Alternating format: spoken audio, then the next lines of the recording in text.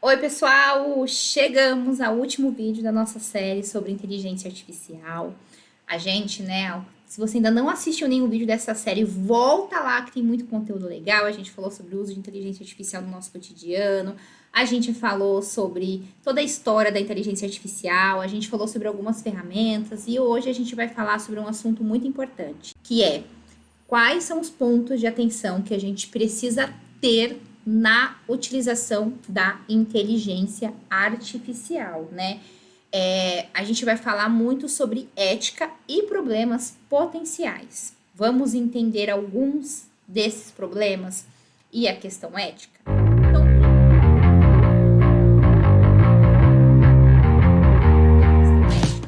Então, primeiro que eu trouxe aqui para vocês é o risco de viés e discriminação. Como assim? Como eu falei para vocês, a inteligência artificial generativa, ela usa bancos de dados, né, e modelos desses bancos de dados para replicar o seu comportamento. Então, com isso, ela pode trazer junto algum viés ou discriminação. Vou dar um exemplo, tá? Vamos supor, sabe, tem aquela piadinha péssima que fala assim: ai, mulher no volante, perigo constante. Ai, as mulheres, elas são as pessoas que mais têm. A gente sabe que já houveram pesquisas que, na verdade, né, o maior número de acidentes é cometido por conta de homens, enfim.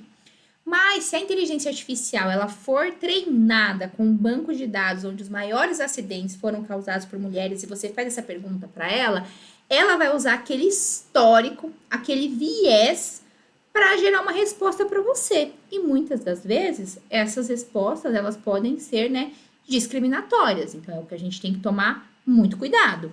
Então isso é perigoso porque pode amplificar e replicar preconceitos que estão há muito tempo arraigados na nossa sociedade. Outro problema que pode acontecer com o uso de generativa IA, a questão da segurança e de fraude.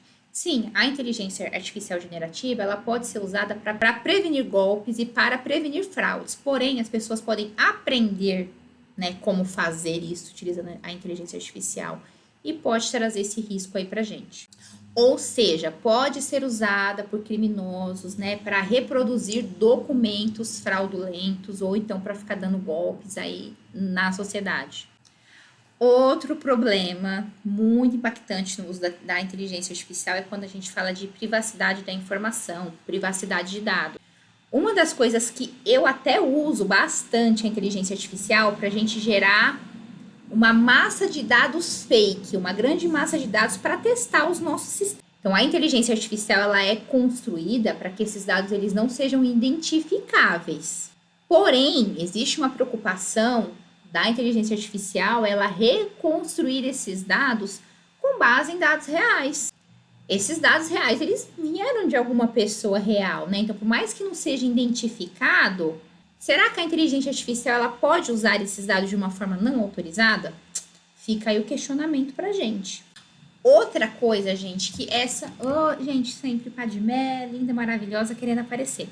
Outra coisa que é algo que me tira atenção, porque eu sou muito curiosa, eu quero muito entender como as coisas funcionam, mas é a falta de interpretabilidade, falei certo? E transparência. Gente, os modelos de inteligência artificiais, né, eles são às vezes uma caixa preta. Eles muitas vezes são muito complexos e difíceis da gente conseguir explicar. Então, dificilmente a gente vai conseguir entender como aquela decisão está sendo tomada. E aí, como a gente não sabe como aquela decisão está sendo tomada, se o modelo errar ou dar um resultado errado, a gente não vai conseguir muito bem explicar o que está acontecendo. Eu vou dar um exemplo para vocês. Vamos supor que você tem um modelo de inteligência artificial que fala para você quais são os principais, né, os mais propensos a comprar determinado produto.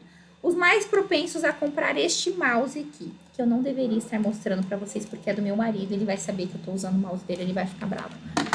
Cadê meu mouse, gente? Mas esse mouse aqui não é muito legal, anatômico. Depois que você usa mouse desse formato aqui, você não quer usar mais nenhum, ó, ele encaixa certinho na mão, ó. Muito bom. Vamos lá, quem é mais propenso a comprar esse mouse? Com certeza eu, com certeza Júlio, pessoas, né, que já utilizaram esse mouse. Eita, ó, Fiquei clicando aqui, deu problema. E aí você vai pedir para o modelo de inteligência artificial trazer para você quem são os mais propensos. E aí vai sair. Por quê que essas pessoas são as mais propensas? Quando a gente usa Generative AI, nem sempre a gente entende por quê. A gente vai ter que ir lá e meio que confiar naquilo. Tudo bem que tem um time de analytics, né, que eles conseguem identificar melhor, eles conseguem entender, por que é mais propenso, porque você estava na base, como uma pessoa que já comprou outras vezes esse mouse, enfim. Tem algumas explicações, né, mas não são explicações assim que a gente consegue ter uma clareza gigante. Para a gente fazer esse tracking é difícil e leva tempo, coisa que a gente não tem. Então, esse pode ser um problema em potencial, né, do uso da Generative AI.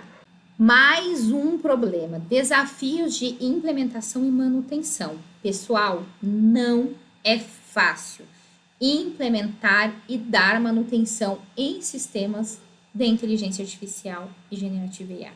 Não é uma coisa simples. A gente precisa de profissionais bem qualificados, que custa muito dinheiro. Um profissional que trabalha com inteligência artificial tem um bom salário, então custa caro.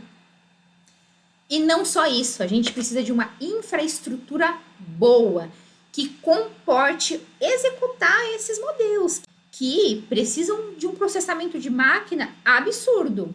Então, a empresa ela vai precisar investir em talentos, em cientistas de dados talentosos, em infraestrutura, em profissionais da área de governança, de segurança da informação, para que não vaze nada. Então, assim, não é fácil implantar sistemas de inteligência artificial. Tudo isso, né, para garantir o sucesso dessa operação.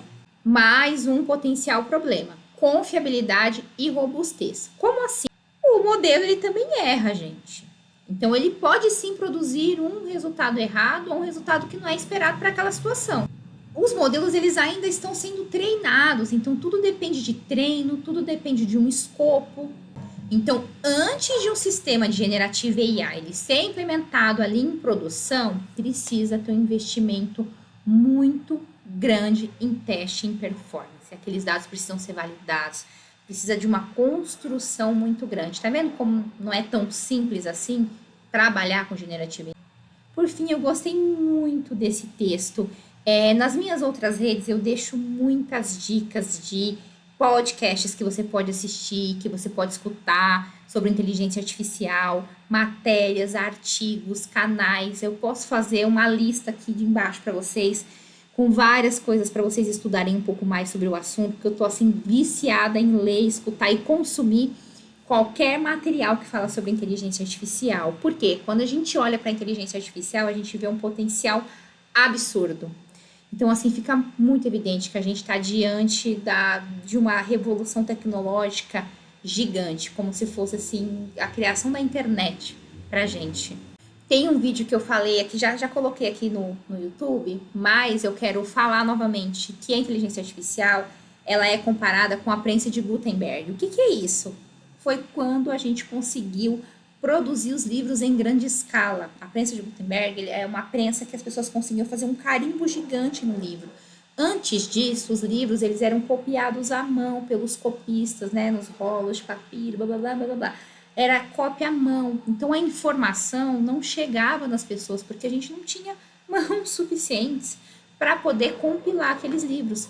Com a criação da prensa de Gutenberg, onde era um carimbo gigante daquela informação, a propagação da informação ficou muito maior, porque a gente conseguiu produzir muito mais livros e distribuí-los ali para as pessoas. Então, a inteligência artificial, ela tá muito voltada para isso, né? E os engenheiros de dados, eles estão assim, um campo, engenheiros de dados, cientistas de dados, agora engenheiros de prompt, tem um campo vasto para eles conseguirem explorar sobre essa tecnologia. Mas a gente nunca pode esquecer que também é nossa responsabilidade usar essas tecnologias de uma forma muito ética e transparente, né? Segura, que respeite a privacidade dos nossos clientes e que também ali atenda até os mais altos padrões de regulamentação, que esteja em conformidade, né, com a lei, com as regulamentações. Mas pergunta que não quer calar: a inteligência artificial é nossa inimiga ou nossa aliada? Então, eu quero muito fazer a inteligência artificial minha aliada.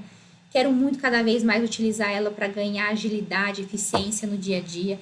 Então a gente pode sim ser amigo da inteligência artificial e utilizá-la para que a gente ganhe produtividade, que acho que é a coisa que eu mais falo neste canal e neste canal é um canal mais técnico, mas as minhas outras redes eu falo muito sobre produtividade e organização. Então por isso que eu gosto tanto da utilização da inteligência artificial, porque ela agiliza muita coisa na minha vida. E eu espero também que vocês tenham gostado dessa série, que tenha, né, aberto a mente de vocês para o uso dessa tecnologia, que vocês consigam entender, né, passo a passo o que aconteceu e tragam mais discussões, né, e que a gente consiga, quem sabe eu faço, né, uma série número 2, quando a inteligência artificial evoluir ainda mais. Vai ser um prazer poder compartilhar isso com vocês. Muito obrigada e até o nosso próximo vídeo.